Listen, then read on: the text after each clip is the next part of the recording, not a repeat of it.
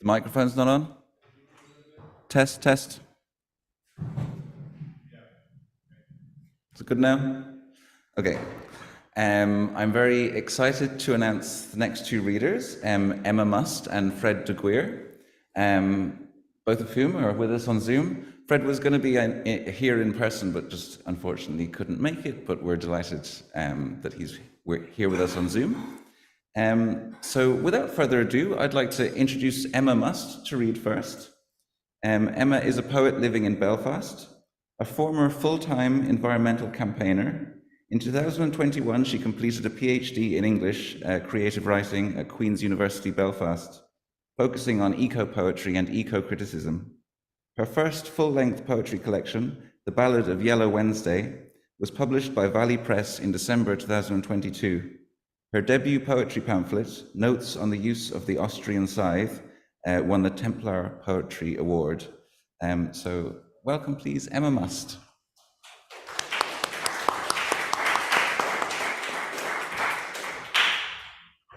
Thank you so much, Ben. And thank you to Paul for inviting me to do this. And it's been a delight to just meet Fred and to be reading with him. So, Gia Ditch, Corkig, is Misha Emma, agus is as Hampshire May, Tammy in Mahoney in Belfastia. And I am beaming in to you from Belfast today. So my next collection is about Belfast, but this one is about Hampshire and specifically what happened there 30 years ago when the British Department of Transport bulldozed a motorway through the landscape of my childhood, a place called Twyford Down, which was theoretically a protected space, a mile-long chalk hill in an area of outstanding natural beauty. And as much as anything, this book, The Ballads of Yellow Wednesday, is a book about chalk and only later, really, about tarmac and oil. Chalk with flints. Somewhere in the unconscious, the echoed consonants. Don Patterson. Chock full of coccoliths under the microscope, a basket of cartwheels, corpuscles, Coke bottle caps. A shingle of cameos. Think of phytoplankton discarding their skeletons in a warm shelf sea, quietly as snow. How carbon dioxide spikes at an absolute high and water doesn't ice at the poles. A cliff or a cutting holds a lifetime of fossils. Look at its rhythmic packages of sediment. Track its tectonic upheavals into anticline, church, arc, structure. Encounter it at Ventnor or Eastbourne or in the Ochrimdurg borehole.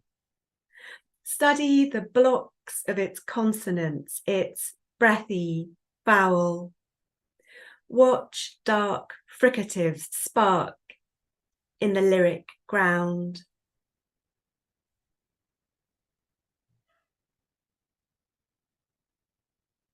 So at dawn on Wednesday, the 9th of December, 1992, after years of public inquiries, legal action and campaigning, the workmen and bulldozers of the British Department of Transport moved onto Twyford Down to begin the main phase of construction work. They were accompanied by dozens of security guards wearing fluorescent yellow jackets, hence the day became known as Yellow Wednesday. They were met with resistance by the Dongas tribe, a small group of young people camped on the hill who took their name from the ancient trackways, the hollowways, on which they were camped. And this ancient landscape feature was always known locally as the Dongas. On Yellow Wednesday, I was at work in the children's section of Winchester Library. After work, I walked up to the down as usual to take supplies to the camp. Where the wild things are. Winchester, Wednesday, 9th of December, 1992. I am working in the library reshelving books. On a hill a mile away, all hell is breaking loose. I skulk in the aisles of the children's section, sticking missing picture labels onto spines. White butterflies fluttering over grassland. Serious owls in the blue of night. Rabbits with bobtails angled cheekily at borrowers. I decide to display the very hungry caterpillar. Then, on a whim, the tiger who came to tea. I have a go on the laminator. The acrid taste of melting plastic film hangs in the corrals. I'll tackle minor book repairs tomorrow. Winchester, Thursday, 10th of December, 1992. I've hardly slept and smell of wood smoke. All our books are broken and I have no heart for mending. How can I replace these torn end sheets? Fly leaves have been ripped from paste downs. Folded signatures have come unsewn. Joints are bent forever out of kilter. Beaded headbands flap, detached. I am not equipped to glue spines back. I seek out Maurice Sendak's book, those yellow eyes and terrible teeth, before I can start to write what I have seen. There's not a lot of laughs in this book, guys, just to warn you about that. But there are some photos. The events of Yellow Wednesday spawned 6 months of direct action and mass protests to try to stop the road construction and to save the hill. And I'd like to read 2 poems about specific protests. This first one responds to a photo of protesters passing blocks of chalk from hand to hand in a symbolic attempt to rebuild the hill. And the photo is at the back of the book.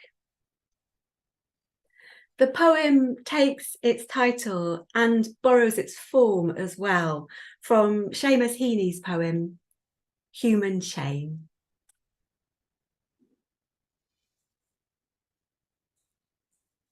Human Chain, after Seamus Heaney, Sunday, 7th of March, 1993. Looking at the blocks of chalk passed hand to hand by the protesters, silhouettes of black against the white and desecrated land, like Lowry's workers near a factory or a thinning stand of trees, each caught in the act of putting something back. How insignificant the cars and lorries in the backgrounds are. How clear and strong the image of people aligning is, still moving to rebuild the down. We are only ever passing through. We are supposed to pass this on.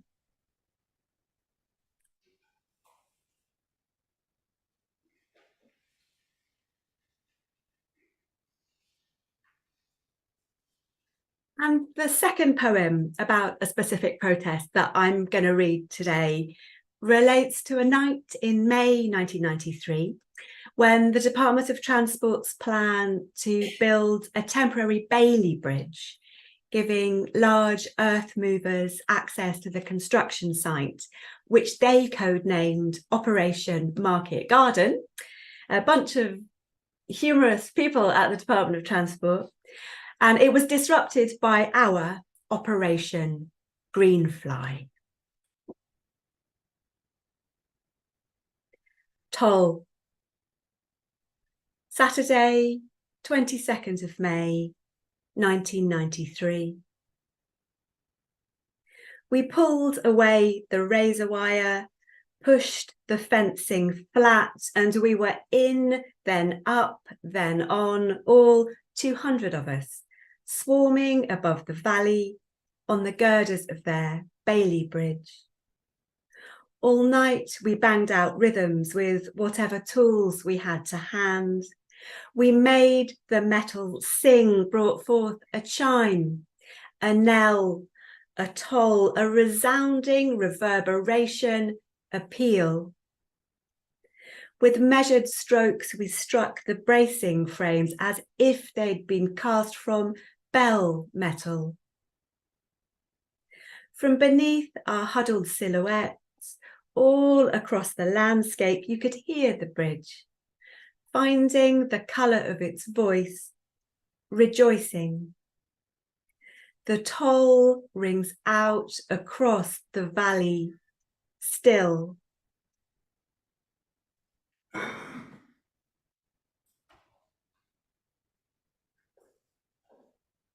So the Department of Transport employed a private detective agency to compile photographic dossiers of our protest activity, so-called action files. And they used these to take out High Court injunctions against 77 of us, preventing us from entering the construction site. As part of a mass protest on the 4th of July, 1993, several of us pinned our action file numbers to our chests and crossed the fence to once again walk on our hill. I was action file number 36. Later that month, 7 of us were imprisoned for breaking the injunction. The women were sent to Holloway Prison and the men to Pentonville Prison, both in London. And the central sequence of my collection deals with our time in prison. And I'm going to read the full sequence now, and I'm going to finish with this. But before I do, I just would like to say thank you so much again to Ben and to Paul, and I can't wait to hear Fred read as well, and to all of you there for listening, some of whom I can see from my vantage point here in Belfast near my backyard. So thank you. The sequence is dedicated to my fellow campaigner and inmate Becca Lush. We were split up on arrival at Holloway, and we were moved every day or two from cell to cell. So we shared cells with a lot of other inmates. Sentencing us, the High Court judge, Mr. Justice Elliott, said, "You have been quick to snatch the martyr's crown, and you may find it uncomfortable headgear." Holloway Letters, The Martyr's Crown, for Becca Lush. Holloway, lane or path that has been grooved down into the landscape due to the erosive power of variously feet, wheels, and rainwater. I've done my time learning how to write back. I'm rereading what's inside these 2 fat packets after 25 years. My half of the letters. We split them in 2 when they let us out. 200 odd assorted envelopes addressed to prisoner TV 3514 or 3515 or both, HMP Holloway. From close and distant family, campaigners, former colleagues at the library, offices of politicians, orienteers, school friends, ex-boyfriends, my old headmaster, colleagues of ex-boyfriends, former housemates, the lads in Pentonville, folk up trees in Newcastle, and loads of people we didn't know at all. And loads of people we didn't know at all who write, "It's bloody madness, good for you. We are all indebted to you all," or "I was really shocked," or simply "thank you." I'm a bit embarrassed by their gushing, your stand, your bravery, but also very touched. There's wisdom here too in snippets. They can cut down all the flowers, but they cannot stop the spring. And look, a letter from my great aunt Marjorie. We all went through a war to keep UK a lovely country. We must keep it green and free. And something else I'd forgotten till today, amid the homespun philosophy and memories, pictures of the outdoors, above all, trees.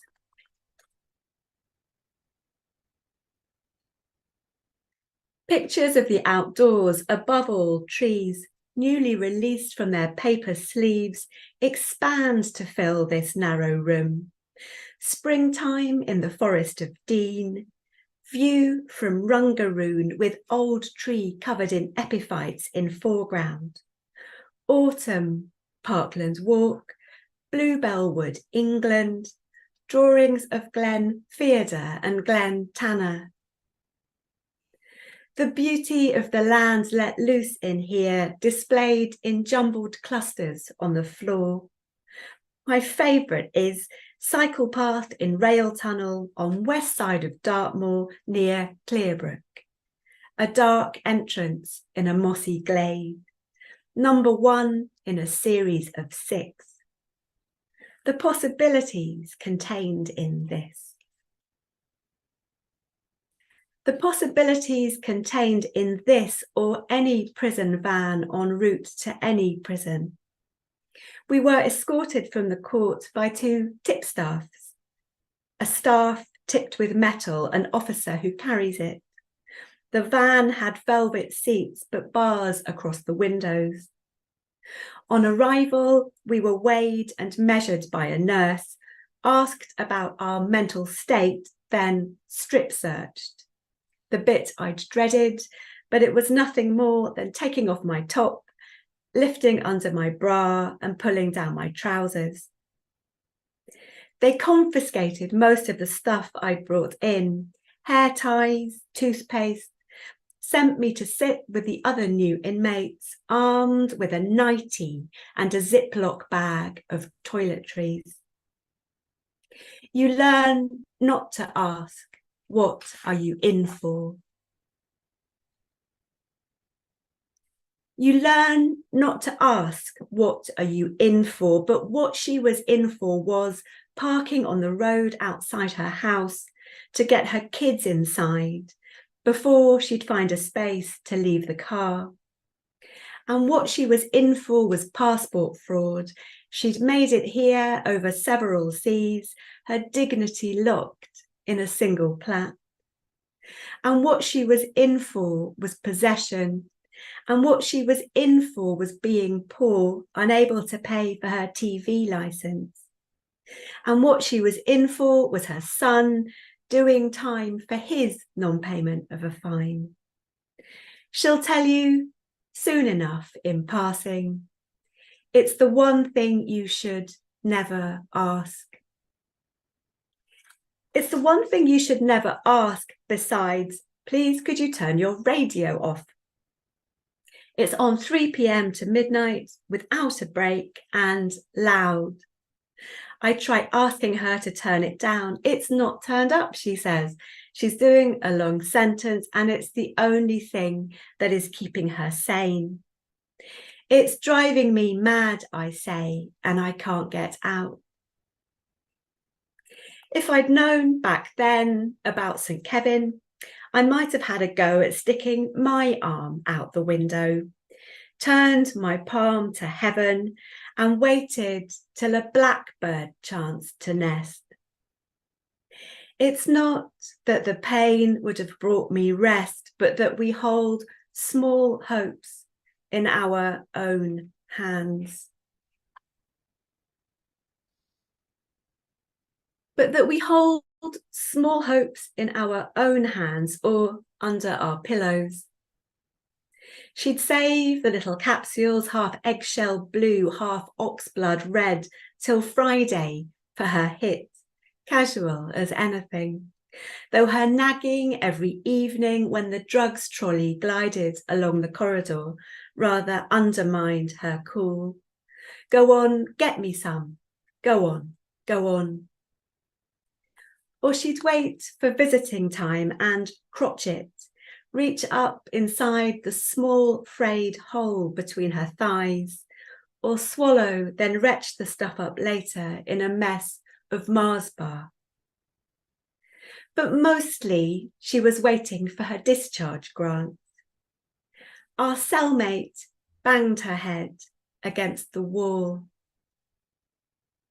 You couldn't say anything to comfort her at all. You couldn't say anything to comfort her at all. She got more and more obsessive about food and exercise and cleanliness and tidiness and people stealing things. The doctor said she might be shipped out to another prison, so she starved herself, too thin and she wouldn't be fitted. She wanted to go to C4 where she had a friend. Another cellmate had different plans. To get back to the medical block, she had to produce a bottle full of diarrhea, so spent the morning giving herself an enema with a washing up liquid bottle full of water. Everybody was on the go. Everybody was on the go. The moment that they let her out, Becca would turn cartwheels up and down the wing.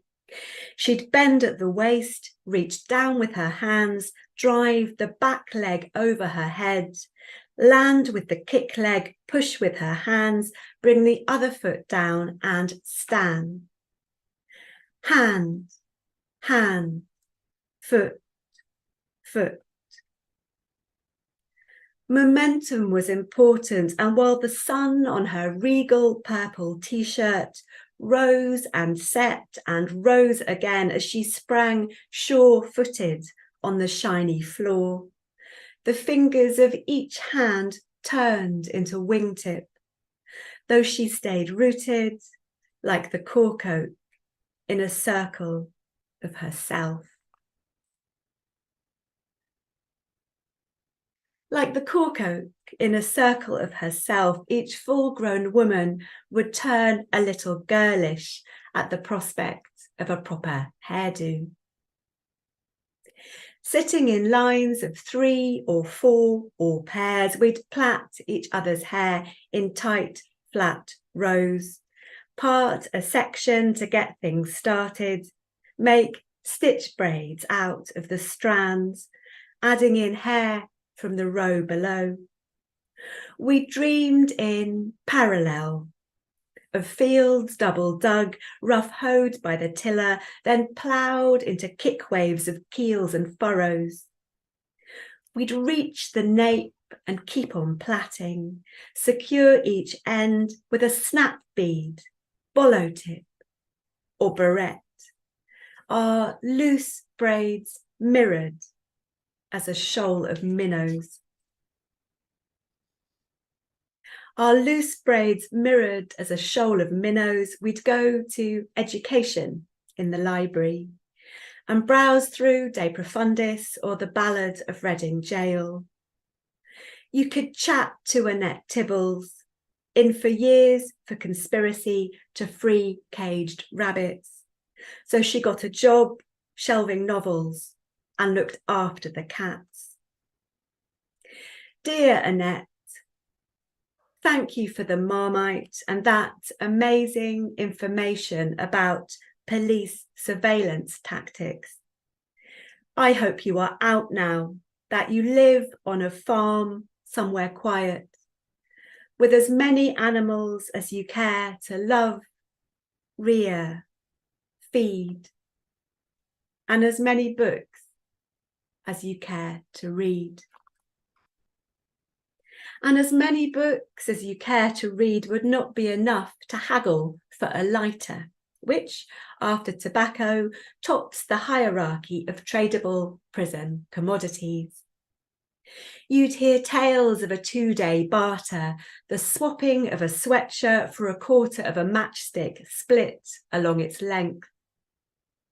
I was more than happy to peddle hair gel for chocolate, to eke out the portions dished up in the small dining hall on a tray filled with hollows. Supper at 4, then you'd starve till morning. We swapped a bit of this for a bit of that, though some would give anything to exchange futures. Though some would give anything to exchange futures, we were content in our new shared cell. We shunted our metal beds into an L and pinned up a cutting of the cutting from The Guardian to make it more homely. We learnt that letters out must be unsealed, that letters in could be collected at 11:30, that we got a lot more letters than anyone else. Letters matter. Once, before our appeal, I was woken by a face through the grill. You're on production. It disturbed the whole dorm. In the middle of the night, I got up and packed, and everyone started writing letters home. I've done my time learning how to write back. Thank you.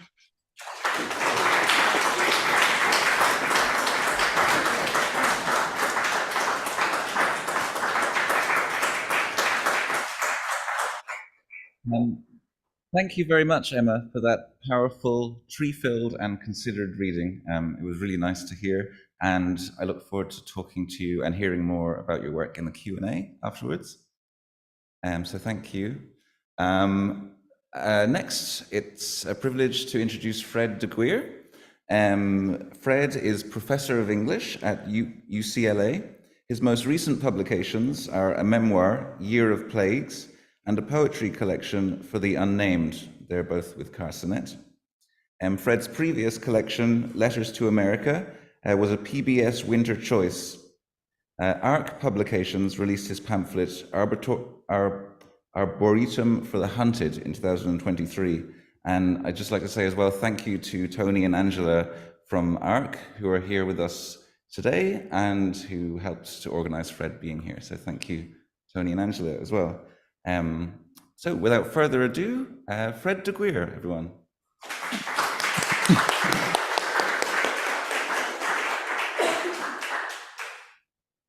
Thank you, Ben. Is this level okay for everybody? Everyone's good? You can hear? Okay, good. Right, thank you so much, Emma. That was very powerful. Thank you for doing that.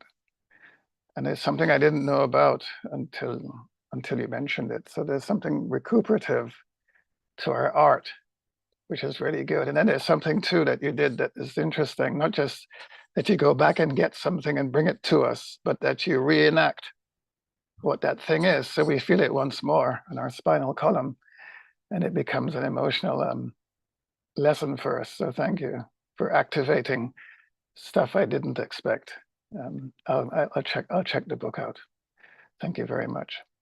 Thank you, Paul, for this event. I went online and went back in time and saw other poets, some of the competitions, and saw how vital the work is that you're doing in Cork. So I appreciate being a part of this, especially because Tony Ward and Angela Jarman, who do the wonderful work at ARC, invited me to come along, and I had every intention of being there, but got way late, as they say. But ARC is a lovely set of books. If you don't know, if people don't know ARC, you really should get it, not just because they published my book, Arboretum for the Hunted, but because Paul Celan is in there in the list, Heine, Goethe, Apollinaire. They even have the poetry of Karl Marx. Not many people know that Karl Marx was a poet. I know he's famous for a couple of other publications, but his poetry is worth checking out because it's interesting to see if historical materialism can be converted into poetics. So if nothing else, it's good to read his work and see his poetic sensibility at work in those poems. So thank you for bringing his poetry to an audience. So I'll read from Arboretum for the Hunted. And I will do something I don't normally do, but it's because the poems are here and I can do this as a feature. I'll screen share the poems so you can see the poems I'm going to read. But if you can't see the writing because you're too far back in the audience, my apologies. Let me know. So here goes.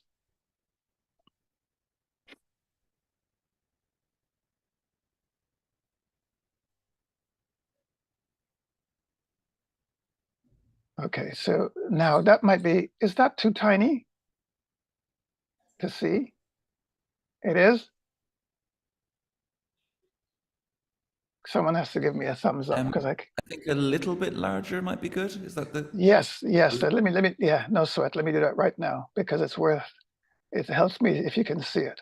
Ah, how is that? That's lovely, thanks. Good. Now, the reason I'm doing that, it's not because I'm lazy as a reader.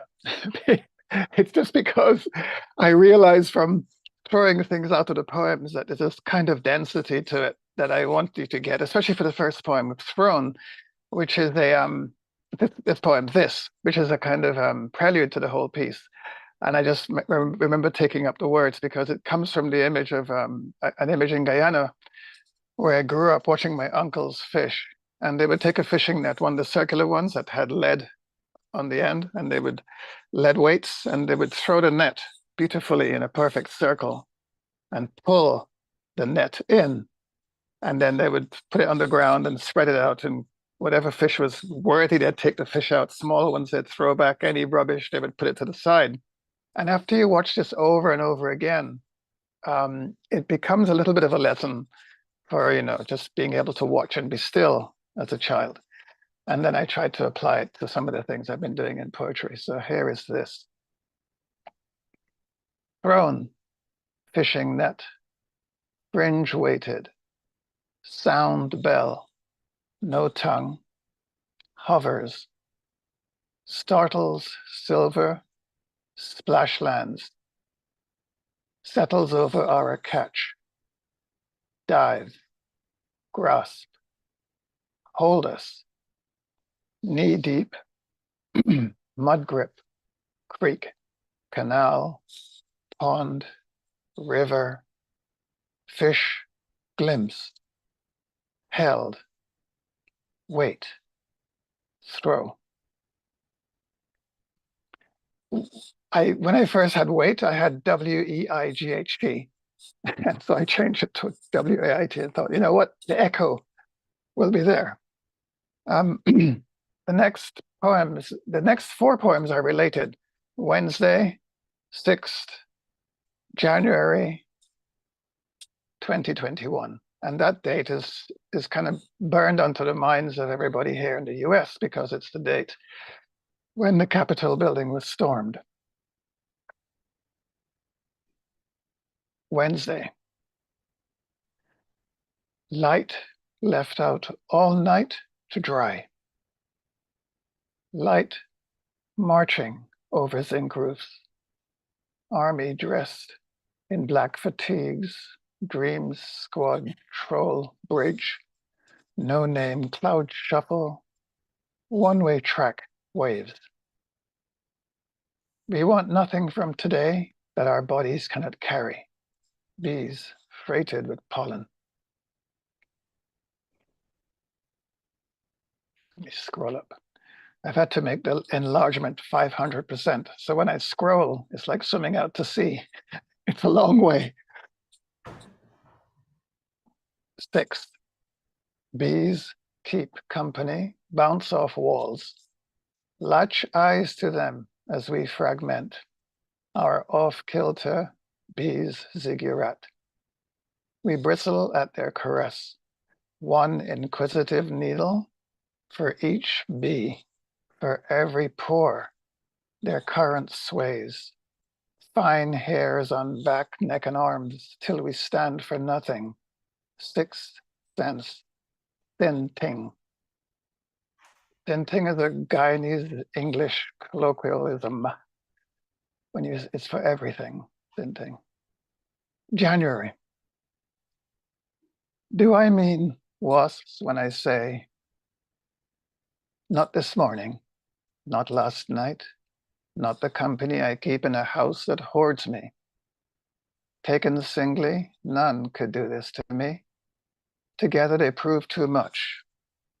They arrive at first light as I doze. They spread this blanket of their compressed bodies on me so that I wake with a shimmer for my skin, a hum in the room, and my dread if I open my eyes or reach for my specs.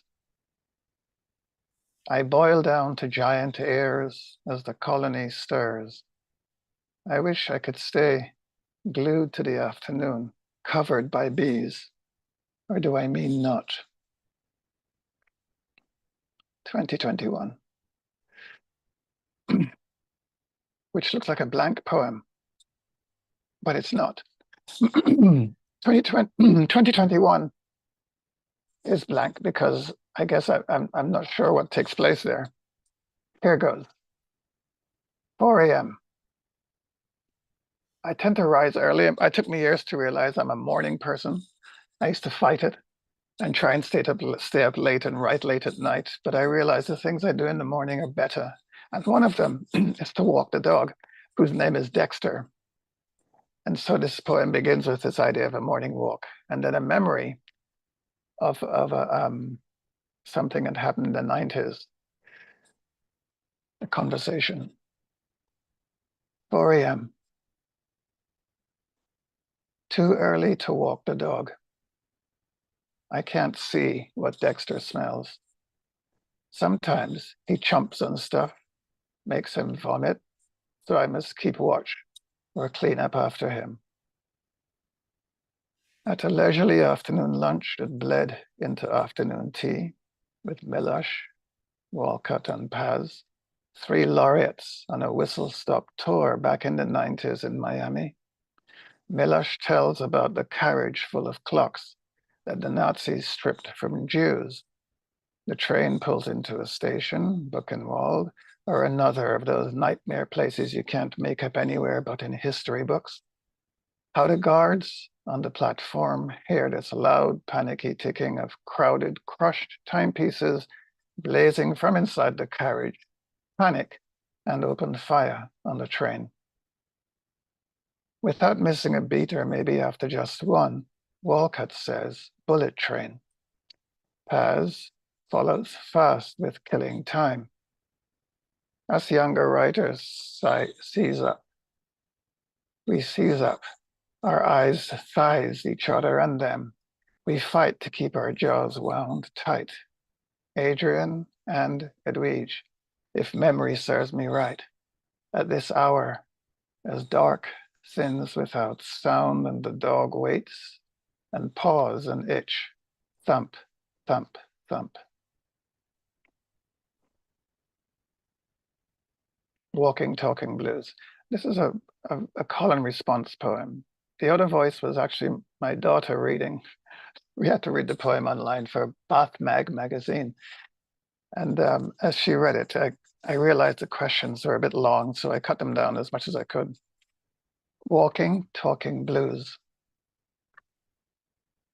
These days of our nightmares, are they? That name the dead. They do.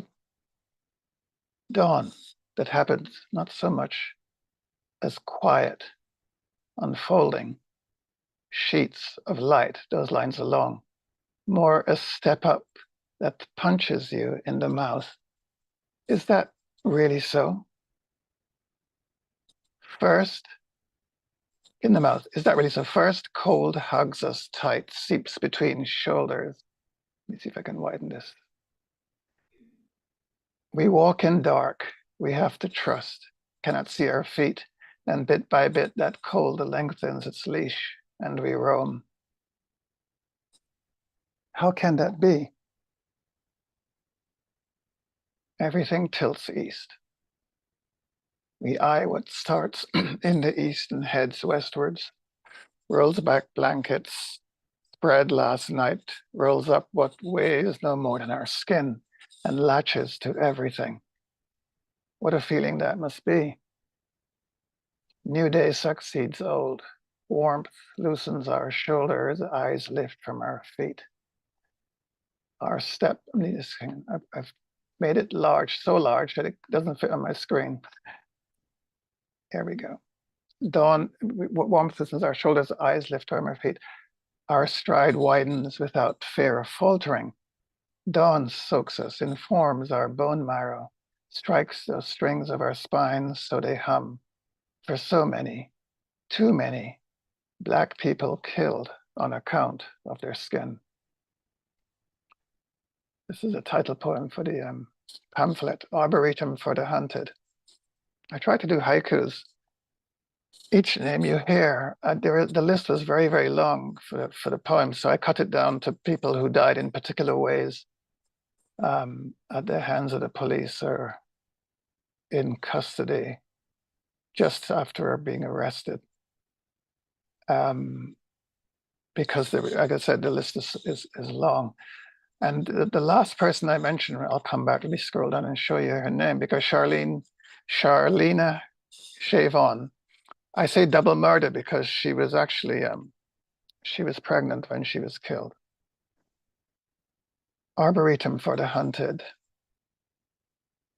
The last note about it is there's a garden here at the university where they plant trees from all over the world.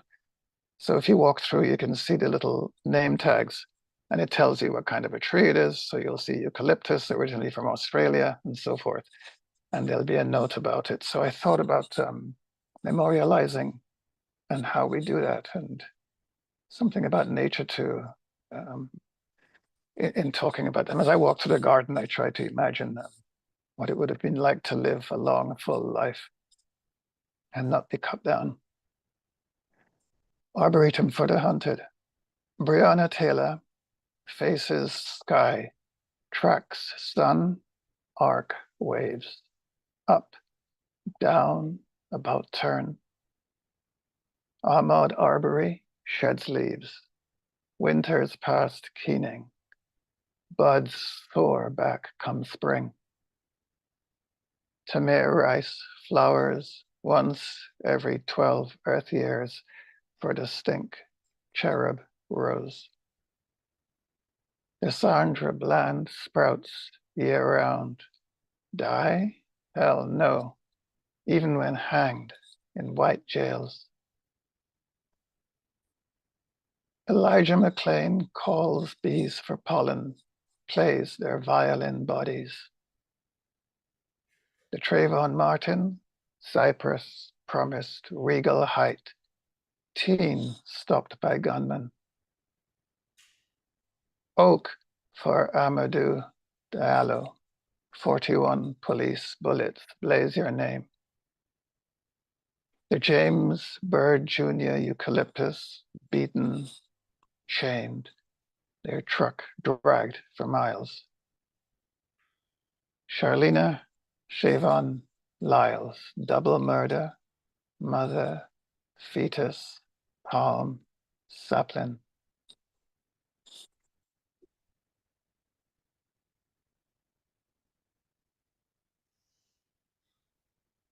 Back to the garden.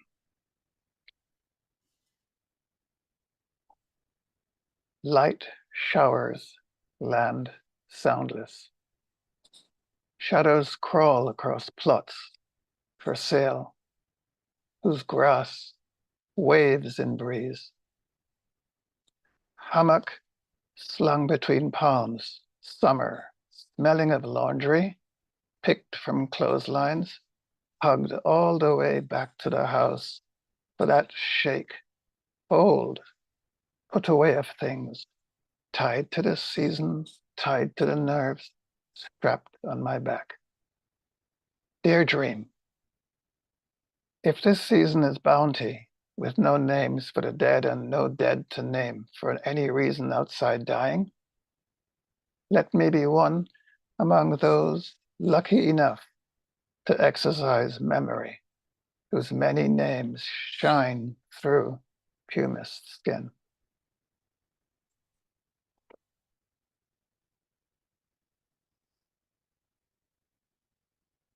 Joint stuck,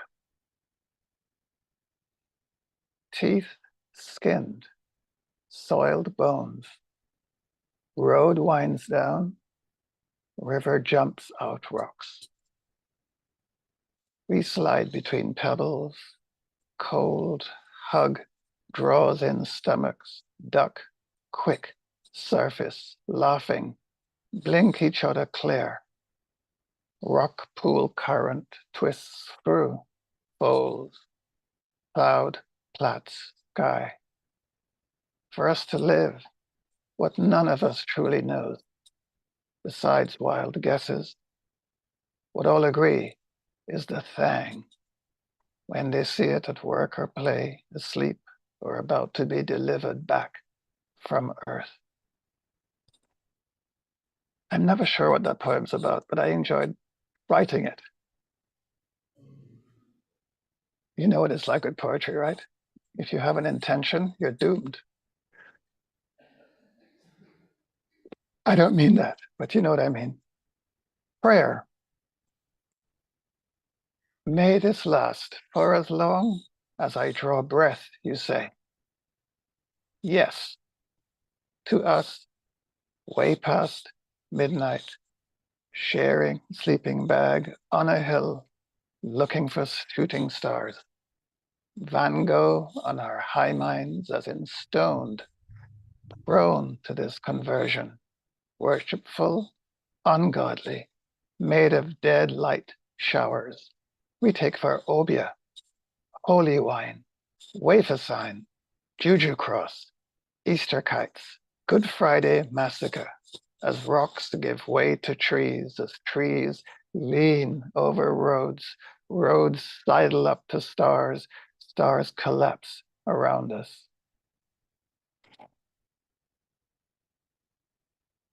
Now, Cecil Taylor, some of you musicians or jazz fans in the room would know Cecil Taylor. He's known for his free jazz.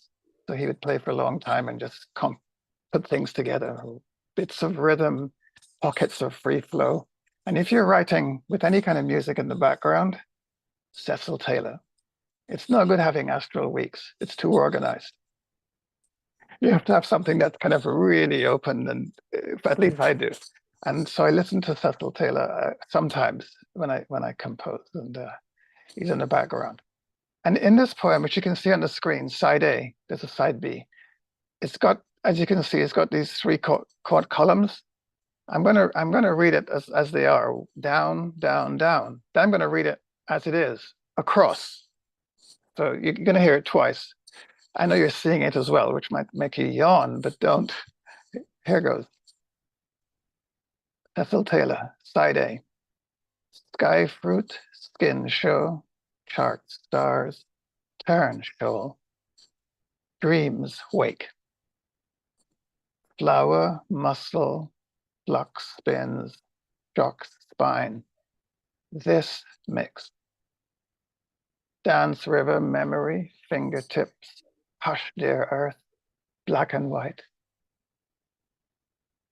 Sky fruit, flower, dance river, skin show, muscle, memory. Chart stars, block spins, fingertips turn, shoal, shock, spine, hush, dear earth, dreams wake, this mix, black and white. He played the piano, hence the black and white and the fingertips of pianist. Side B, And this is Cecil Taylor side B. So I'm back in those 45 days, which is going back in, it's ages to me when I tell you 45, but we used to get them. And the center used to be missing. And when you buy the record, if it's a reggae track in London back in the day, you bought side A for the lyrics, and then you put side B on for what they call the B side, which is dub. And so I try to imagine that experience with in listening to Cecil Taylor. Side B. Morning colors, skin red, black hair blazes, deciduous forest bed, mountain gulag archipelago, pigeons coo, mounted, downtown clock. Crickets second this frog-anointed hour. Time for a fog swim among noble pines. Forest hills, shoulder valley, slow sun burns, stretches mahogany, four-poster, double bed. Signals today made up its mind already for us as we blink ourselves into our names. Knuckles erase sleep. Eyes plant things whole. Foot drop, waist wind. Head dip, arms wave, city. I'm thinking, if you were Cecil Taylor hearing this poem, you'd kind of shake your head in dismay, because words always tend to take a thimbleful out of the ocean of the music.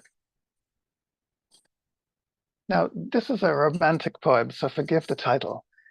There was a time when in the 70s, late 70s, Arthur Scargill and Bill Morris together ruled the opposition to Margaret Thatcher that was being fought in London. Bill Morris was a trades unionist. He headed the trades union, West Indian, in London, and Arthur Scargill, of course, was a miners' leader. And there's a big strike which was broken by Thatcher and so on. 784 might not be so familiar to some people, it might, but they're a theatre company. But back then, when we always thought 784, 7% of the population owns 84% of the wealth. We always thought that in time, that equation would become 50-50. It never happened, but that was the dream. The dream was that, you know, it inevitably, the theatre company would wither away like the state, because it would become irrelevant, because there would be this natural tearing down. You know, we were young, idealistic. Haikus they're not quite haikus, they're just lines. Haikus for Arthur Scargill and Bill Morris. 784, disco Afro 70s would be what today?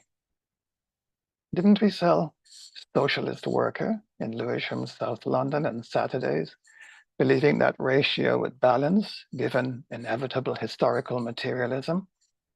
I always wanted to get historical materialism into a poem. So thank you for not striking it out, Angela and Tony. My school friend, Tony, tried so hard to suppress laughs, seeing two men tongue kiss.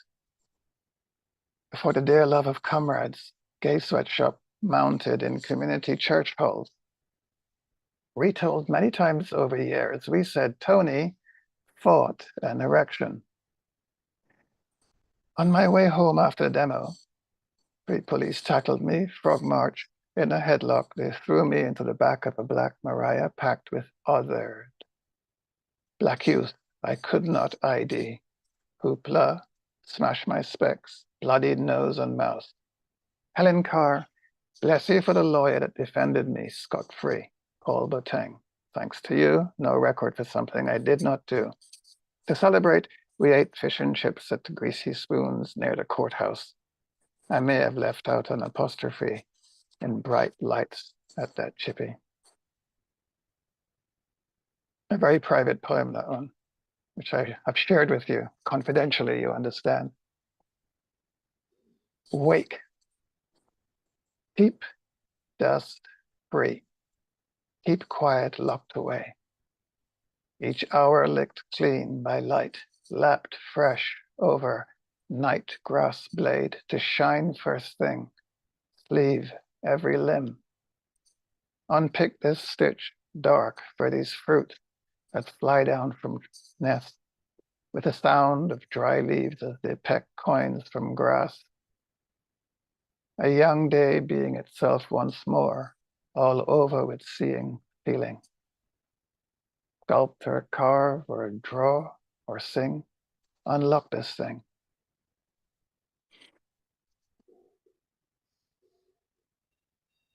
And this is this is the last poem of the pamphlet. And again, you know, Tony Ward and Angela Jarman did a wonderful job. James Byrne is the person I know who, first of all, invited me. So I must dedicate this to James for encouraging me to get together a collection and then getting, you know, trying Tony and Angela with it. A Child's Game. Someone throws one feather and points at somebody. They dive under that slow descent, puffs, puffs, to send feather up as they point out who should go next. And so we keep the feather afloat until one of us fails to reach it on time, or whose exhale sends a star of our made-up play sideways and too low to save from that soft touchdown. I throw my weight behind my duck under this float. I exert myself. My breath, cloud copy engine backfire, lifts feather. Now I make way for you. Go, scoot below that drift. Inhale, aim, drive it back up, that others might follow. Take their turn as they see fit. Think nothing about throwing themselves behind, keeping that feather airborne. Thank you.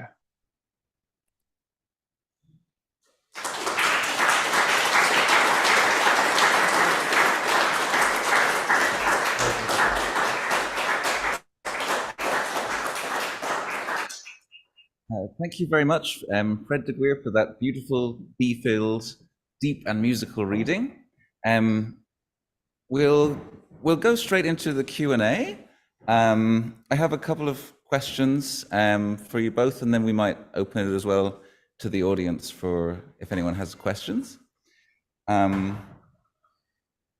My first question, my first question is kind of related to eco-poetry. You both had a lot of animals and plants in your poems, and so my question is, do you feel that poetry has a role to play in reformulating our conception of nature and our relationship with the natural world? And if so, what's the particular way that poetry as a medium can go about doing that? I don't know if you have a preference on who'd like to answer that question. Emma. Thank you, Fred. No, I'm delighted. Thank you so much for the question. Yeah, I do think it has a role. I mean, so as an activist as a former activist who was always a poet but is now primarily a poet, really, you know, for me there was a big decision to make that change. I had a very visceral need to stop being an activist, to actually start creating something, and that's a long time ago for me. That was 2001 or so. And so I think, you know, poetry isn't activism, but I do think it has a very definite role in reformulating, I think you said, reformulating our conception of nature. I like that very much. I think that it can do so many things. It can bear witness. It can celebrate. It can raise awareness. It can commiserate. And you know, I do think for me at the moment, I'm becoming so keenly aware that even, you know, close observation of nature, so what once would have just been uncomplicated nature poetry, in this current time is in itself a political act, actually. And so I think poetry can help reformulate things in that way, primarily for me by paying very close attention. I'm going to start with that, Fred, and then throw that over to you with my hand. Yeah, thank you. And I'll try and catch it. I should tell you, we're 8 hours behind you here.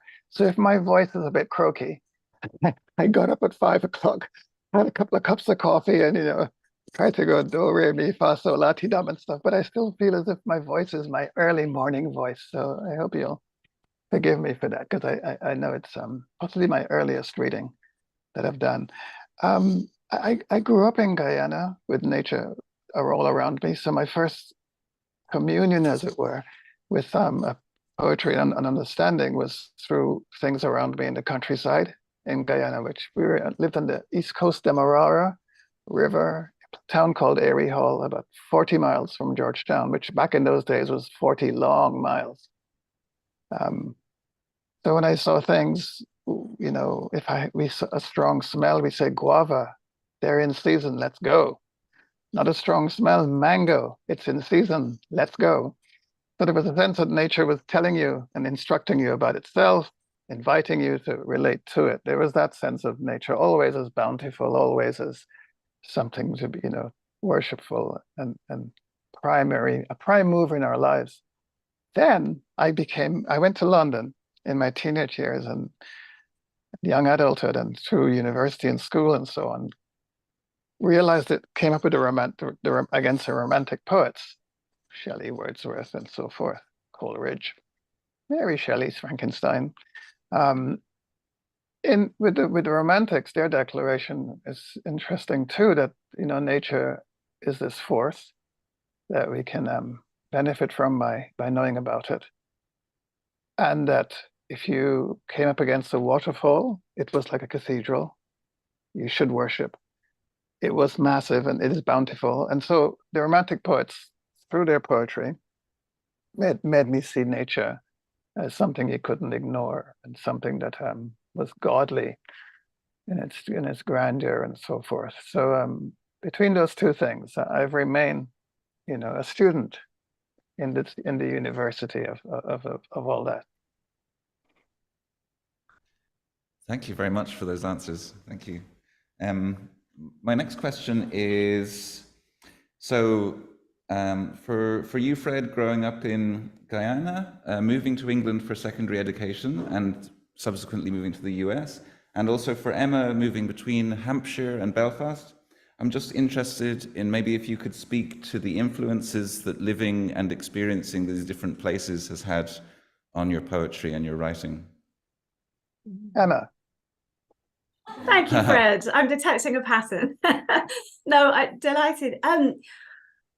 Oh my goodness. So I live in Belfast now, and I've been here for 13 years, and it's very, very much home. And it's enabled me to write this book that I had been putting off writing for certainly 20 years, probably most of the 30 years since the events. And it's been unbelievably important to me, just the groundswell of poets and poetry and the sheer strength in depth and the skill that there is in Belfast. And one of my friends, he says, you can't sneeze without hitting a poet in Belfast. And I've been so fortunate, not only with studying at the Heaney Centre, wonderful mentors like Sinead Morrissey and Kieran Carson and Leontia Flynn, but also just right across the city and across Northern Ireland. So I came for the poetry, and I think because I'd always read Heaney from when I was really young, but I had a sense that this was the place I wanted to go to be taught more, actually. So I came for the poetry, and I've stayed for the poetry, but also the city and the river and the human scale of the place. All of these things that have been hugely important for me. And so I've kind of written a poetry collection about Belfast alongside writing that collection about Hampshire. So that's the thing I'm just editing at the moment. It's been immeasurably important to me. Thank you. Now, Emma, you pay a price as an activist for, you did time. And it's a lot of us in our activism. You know, I was a teenager when in that poem, when I was arrested and got off because of a good lawyer. So nothing came of it, but it was a traumatic thing to be, you know, jumped on and put into a headlock and thrown into a van. If you then go to court and you have an arrogant judge tell you what they told you, what he said to you about the helmet you have to wear now, it's not going to be so comfortable, kind of arrogant statement that you have to live with that. So I think you've paid your dues in a way that we don't want to be tested in that way. So I do thank you for that activism, and there's a cost to it. Location is interesting with Guyana and London, and of course, and now the States. I realize I'm a poet of places, not place. It's a plural notion, which suits me, because I don't see myself as a singular I, like many poets. I do see the I as splintered and intersectional and multiple because of my hereditary, which is multiple. So I think place is fundamental in that it keeps you locked in with nature. You know, recent declaration by the UN that we're in the era of not global warming, but global boiling, makes you think about climate and think about how fragile it is that we're on this thing, and the different places of the planet, however big it might be. In our digital world, it's all quite instantaneous. So we're seeing Gaza in real time being destroyed. And it's destructive to the sensibility and heart, because, you know, when I was again in London, I thought in that time and place, I thought after South Africa, Palestine would be solved. To see it's still happening and doubling down in terms of severity is distressing. So the multiple places help because it helps me, because I'm able to compare things and time, as Linton Kesey Johnson would call it, you know, things and time. You're able to compare them and get a perspective that's historical. It helps in the poetry to historicize the poetry. So it's a longish answer, but. No, thank you, thanks. I might ask one more question and then open it to the audience. Yeah. So you're both working in academia, teaching, and I was wondering, how does your academic work, like whether it's teaching or researching, inform your creative practice, or does it? Emma. Thank you, Fred. I don't really work in academia, actually. I kind of keep academia at arm's length. Otherwise I find I kind of can't really write. So I do, you're right, Ben, I'm being a little bit flippant here. I do teach, and I do teach in universities as well as in the community. And I very much like doing both things. Certainly when I was doing my PhD, that was very much within academia, although part-time again, and I was working in order to fund that. And it was important to me. It developed my breadth of thinking. It introduced me to people that I hadn't come across, things that I hadn't studied before, but I was really very much self-taught. You know, I'm quite old to have just published a first collection, partly because of having been an activist for such a long time. But, you know, when I was starting out, I would scrabble around trying to find anyone to teach me the stuff I needed to know. And only latterly, really, have you been able to do that in institutions. So I think my answer to your question is yes, important in terms of breadth and depth of thinking, but also I very much value all of those other arenas of poetry as well. Yeah, thank you. Thank you for saying that. I do teach, and I love teaching. I must tell you, the students keep me on my toes. I read a lot, a couple of books a week, at least, essays, all kinds of things. I watch videos online for classes as I prepare. So it keeps me reading. And if you're a writer, you have to be a reader or a viewer. And so I don't see academia as necessarily an ivory tower, because there is an outreach to the side of it, especially if you're dealing with students who are coming to university for the first time. You do keep a connection to your past and to where you are. So I insist on that outreach. I insist on a community and a communal spirit to what I do. I think there is something called academic poetry, I know, but and I know from when I did screen share with you, you might think, oh yeah, teachers. But it wasn't that. My screen share came out of COVID, where I learned to teach online classes because we couldn't go into the university. And I became familiar with seeing and hearing a poem. And I realized, you know what, I like to see and hear at the same time. It's like reading something twice over. So I don't see a divorce between teaching and reading and writing. It can happen in that way, but I do see them as in coalition with each other, working towards making sense of the world. And with my writing too, I often don't know what a poem is going to do. I think I started a poem because, say, the dog barked. I start a poem.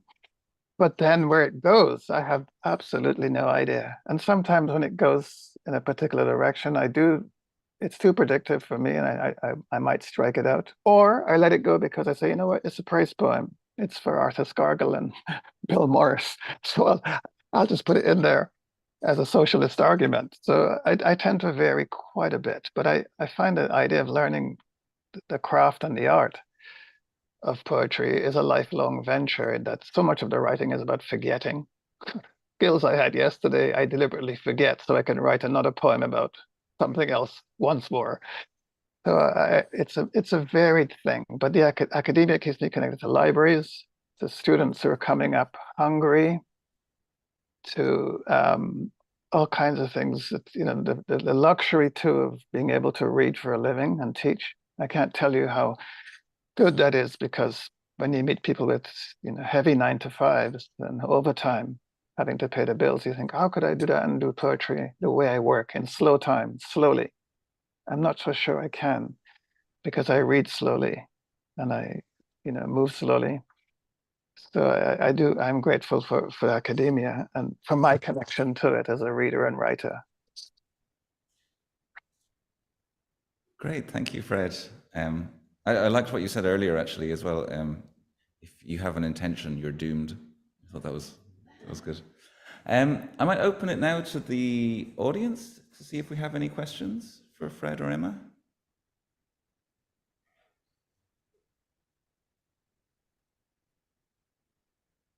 No questions.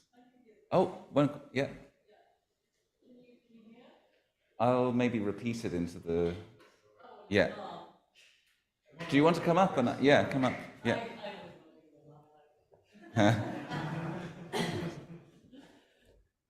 Hello, Emma. I can't see you now because I could see you when I was in the back. Emma, it's Grace, and I'm here.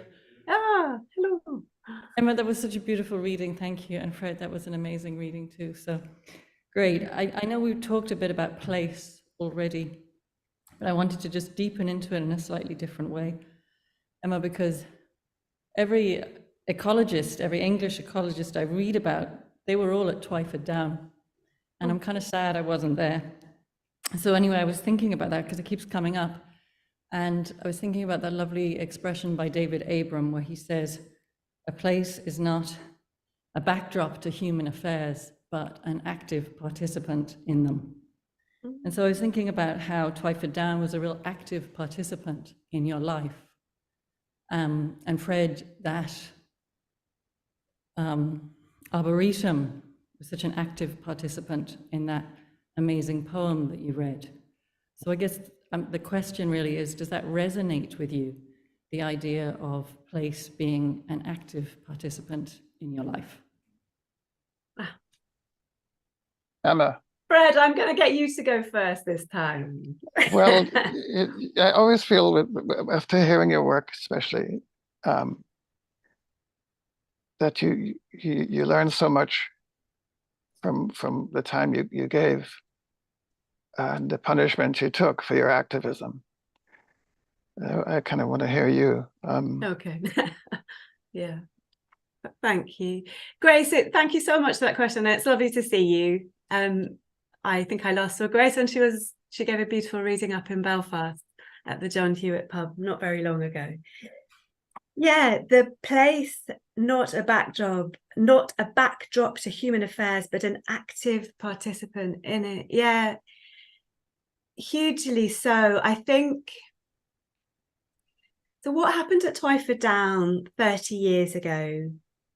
It was the specialness of the place. So this was an area of outstanding natural beauty. It was a mile-long hill of chalk with 2 theoretically protected ancient monuments. So these holloways going through the hill, and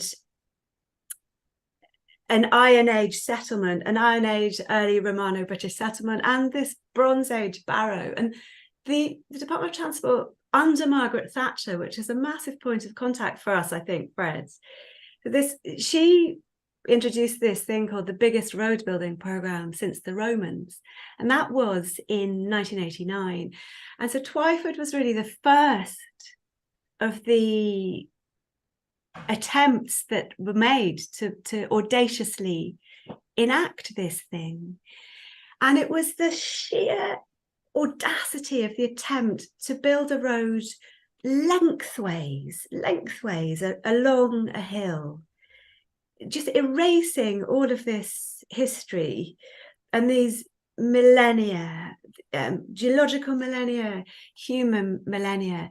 And of course, the Down fought back, and the Down was very active in its own fighting back. And it made so many of us, not only people who grew up near there. I mean, I grew up a few miles away, which was why I felt I had no choice but to be involved.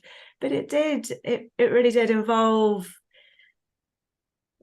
hundreds and hundreds of people, and it lit this torch and reinvigorated a national grassroots movement, which ultimately by 1998 stopped the biggest road building program since the Romans. So of the 600 schemes, of the 667 schemes proposed in 1989, by 1998, we had collectively, as a national movement, got rid of all except 37 of them. But yeah, the Down was instrumental in that. It was an active participant in that. It was the audacity of trying to erase it from the map that it fought back against. Well said.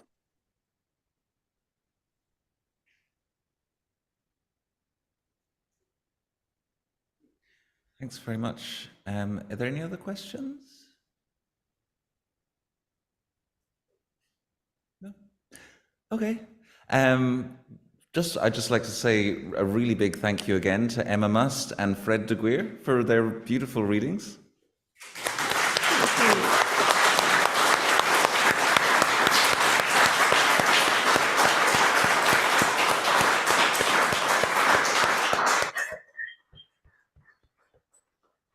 So yeah, thank you for joining us. Lovely to hear your words.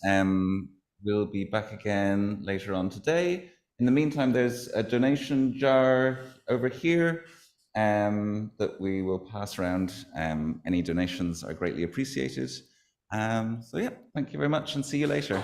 Thank you so much. Thanks, Emma. Thank you. Thank Emma. Swan. Thank you, Fred. Lovely to meet you. Thank you, Ben. Thank you, Emma. Thank you. Swan. Sloan.